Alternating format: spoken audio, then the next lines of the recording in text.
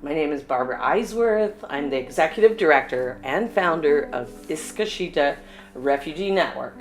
What program do you know that incorporates sustainability, humanity in welcoming the stranger, educating new refugees, old and young, educating new volunteers, supporting local agriculture, going back to our roots of being able to sustain ourselves through better green practices?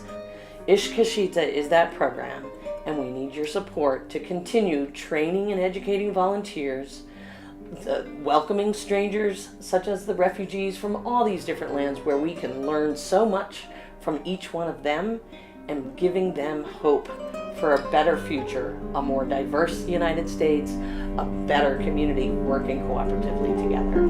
Thank you.